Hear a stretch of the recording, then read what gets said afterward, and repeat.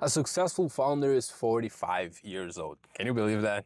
I know that today we go on Twitter, we go on LinkedIn, we go on Instagram, and everyone seems to be killing it when they are 20, 25 years old.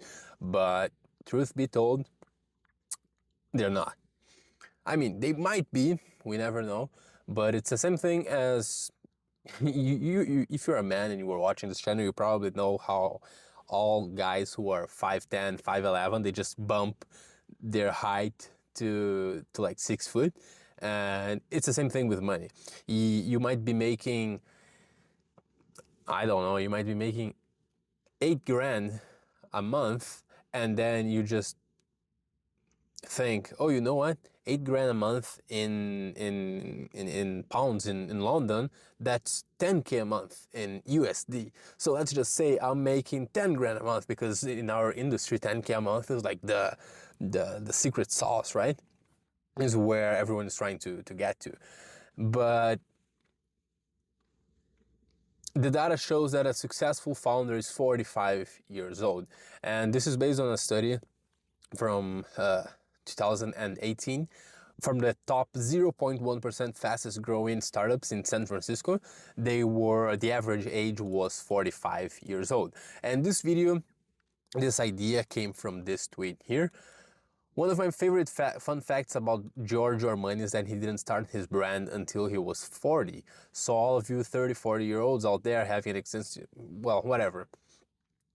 George Armani Armani, uh, he didn't start until he was 40. And then this guy here mentioned a couple more.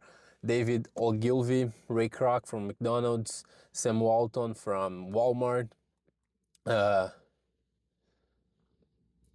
I forgot the rest, but anyways, all of them, look how old they were. And if you're watching this channel, odds are high that you were like 20 years old, you were max 25 maybe. I'm not sure really who watches this, but my videos are all towards people my age. So I'm 20 right now for reference. So stop bashing yourself. Look at the successful people: 38, 50, 52, 44, 43, 35, 35, 52, 40, right? And the average age of the top founders of the founders of the top 0.1 fastest growing companies in San Francisco is 45. And nowadays, if you see for example for YC, Y Combinator, they all get 20 years old guys who they don't know anything about life, right? And why would they do that? It's because it's easier to not manipulate, but tell those 20-year-olds what to do. They don't know anything about life. They don't have experiences. If there is someone more experienced than them telling them to do something, guess what? They will just do something. And if we go check, for example, if I'm not mistaken, this previous batch from YC, the average founder age was 24. 24. Average. But yes, we all have time. Social media has made all of us extremely short-sighted. We are all looking for the easy way out, for the next drop shipping, next SaaS, the next course that's going to make us all rich. But this is not how life works. Life compounds. Every season you do a little bit, it compounds to the next season where you're going to do a little bit more. And then the next season, you're going to do a little bit more. And then the next season, a little bit more. And that's how you grow. This is how life works. Chasing the 10K a month, I mean, it's awesome, of course, but it's just not how it works. For example, we have Oliver saying that he will skip high school to stay in San Francisco and build his startup at 17. And then he asks, or should I just give up and fly back to my home country in 24 hours? You decide. And this is funny. This guy is 17. When I was 17, what I was doing, I was in it was 2021. Yeah, I was going out, getting drunk, getting laid, having fun with my friends. And then this dude is just gonna throw away the most interesting part of his life to stay in San Francisco and build his startup just because he's 17 and everyone around him, that's probably what they tell him. Stay in San Francisco, build your startup, you're 17, like you're young, everyone's gonna give you money because you're young, you're passionate, and then you just fall into the void of building a startup and forgetting about everything else in life that matters. And this is a big problem within tech bros. They really think that what matters at the end of the day is IPO, is to make money, is to, they always say to change the world and save people and help people. But come on, we all know it's about money. It's about getting rich. And that's their whole personality, just like the gym bro who goes to the gym, they lift 24, their life revolves around lifting. It's the same thing. Both are brain dead. And then here we have lots of examples of men who built their companies when they were older. And we're gonna see a pattern in here, all right? And after the three first ones, I'm gonna mention the pattern for you guys. But basically, Jensen Huang from NVIDIA, he worked at AMD after graduation for 2 years. Then he spent 8 years at LSI Logic, a semiconductor company. And then when he was 30 years old, he founded NVIDIA. I know you guys probably have seen his LinkedIn account from Jensen. He says that he was a washer boy or something like this. He used to wash dishes at Denny's, if I'm not mistaken. Anyways, he used to wash dishes, and then his next job was founding NVIDIA. That's his LinkedIn account, but it's just not true, okay? He spent 10 years working in the hardware field before founding NVIDIA. Then we move on to Jeff Bezos from Amazon. Bezos worked at Fittel after graduation for 2 years. Then he was a project manager for 2 more years at Bankers Trust, and then he rose to VP at a quantitative hedge fund. This is duplicate. And he became the youngest VP in the company's history, and he was there for 4 years. And then, when he was 30 years old, guess what? He founded Amazon in '94. Same thing for Henry Samuel from Broadcom. He was actually, he spent more time in academia. He was for 16 years working at UCLA, and then he founded Broadcom when he was 36 years old. So here's the pattern, all right? All of these guys, they got some working experience, and then they founded a company.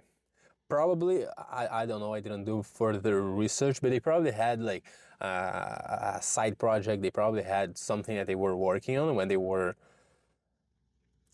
working their normal traditional jobs. Maybe they were not, who knows? I wouldn't think Henry did, but anyways, this is what they all have in common. They got some experience working, and then when they were older, they founded their multi-billion-dollar companies. Martin, he's the founder of Tesla. I did not know that. For me, Tesla, I always think of Musk, but apparently Musk had nothing to do with the founding team of, of Tesla, and I had no clue about it. But he started as an engineer at Wise Technology. He actually graduated as a mechanical engineer, and then he worked for 5 years at Wise Technology. Then he co-founded network computing devices that made network computers and X terminals. He was there for 9 years. Then he co-founded another company with Mark Tarpenning, who would later be his co-founder at Tesla. And when he was 43 years old, he founded Tesla. So just goes to show, like, this guy, look at all his experiences. He had 5 years working as an engineer, then he co-founded a company, then he co-founded another company, and then this company, this is the one that made him get to know Mark. And then later, together, they founded Tesla when they were 43 years old. We move on to Larry. Larry founded Oracle, and he dropped out twice out of University of Chicago, and he spent 11 years working as a programmer at several companies, including Amdahl Corp and Ampex. And when he was 32, he co-founded Oracle. Netflix. Reed Hastings, he taught high school math in Swaziland, Africa for 2 years. So imagine how many experiences, how many stories, how many everything this guy must have had when he was teaching math in Swaziland. Then he worked as a software engineer at Adaptive Technology, a debugging tools company. And after spending 3 years there, he decided, you know what, now it's time for me to co-found a debugging tools company called Pure Software, which went public and was acquired by IBM. And when he was 36, he co-founded Netflix. 36. Moving on to Lee Byung-chul. Sorry, I don't speak South Korean. Or just Korean, I don't know. It's very ignorant of me, actually. But Samsung guy, he dropped out of Waseda University, Tokyo Department of Political Economy. He then started to manage his family estate business. When he was 28 years old, he founded Samsung Trading Company. And then at 59, he founded Samsung Electronics. 59. Alex from Palantir. This guy actually, it's quite funny how he has nothing to do with our technology field. He got a master's, an MBA, a PhD, something like this, whatever, in philosophy. And he spent 6 years working as a researcher. He founded and managed an investment fund in private equity investments after being a researcher. And then here, if I'm not mistaken, he went back to get for his PhD, and that's where he met Peter Thiel. And then when he was 35 years old, he co-founded Palantir. Toby dropped out of high school when he was 16. I didn't know that. Toby from Shopify, sorry. He's originally from Germany, but he moved to Canada, in Ottawa, here where I am. And so Toby and Shopify, his story here in Ottawa is like quite a big thing. He started a computer programming apprenticeship at Bog Koblenz for 3 years after he dropped out of high school. And when he moved to Canada, he was working remotely for a German startup. This 23 years ago. That's fucking crazy. That's wild. Working remotely in 2002. And then when he was 25, he was a little bit younger than all the guys we saw here, but he co-founded an online snowboard shop called Snow Devil. And then he pivoted, I'm not sure, to Shopify in 2006. So as you can see, he started an online snowboard shop, and then Shopify, what do? They're an online shop builder. So he got experience here too. Moving on to Travis Kalanick from Uber. This guy dropped out of UCLA in '98. Then he co-founded a peer-to-peer file sharing company called Scour Inc. Then he founded Red Swoosh, another file sharing technology firm. And I think, if I'm not mistaken here, I think he actually got like a bunch of lawsuits and he had to declare bankruptcy. So imagine this guy, 98, he dropped out. So like by 2000, he was probably 23, 24 max, and he was already in filing for bankruptcy. Anyways, crazy. And then he founded Red Swoosh, another file sharing technology firm, just like Scour Inc. Then he started angel investing, and when he was 33, he co-founded Uber.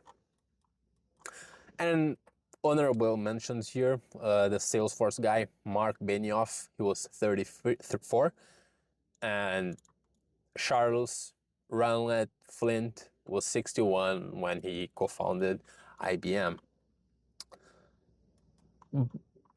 This is the message for this video. Men who think in decades are dangerous. There is absolutely no reason to think short-sighted. Our purpose in life is long-term. That's why my previous video about the great September lock-in, or the great lock-in of September, something like this, makes absolutely no sense. I was saying in the video that it doesn't make sense because it's not going to be through after a 4-month period that your life is going to take off and everything is going to work properly. It's a constant compounding effect when you put in work throughout years and years and years, and then one day when you realize you've built the next Uber, the next Shopify, the next Palantir. I actually have no clue what Palantir does. The next Samsung, the next Netflix, Oracle, Tesla, Broadcom, Amazon, Nvidia, or all the guys here. Like Walmart. Walmart is huge, dude. The average person might not know, might never have heard about, like, I don't know, Nvidia or Palantir, but they do know about freaking Walmart. Where's the screenshot? Here. So yeah, give it time. You don't have to rush. Life is not a sprint. It's a marathon, and we are all gonna make it. See you next video.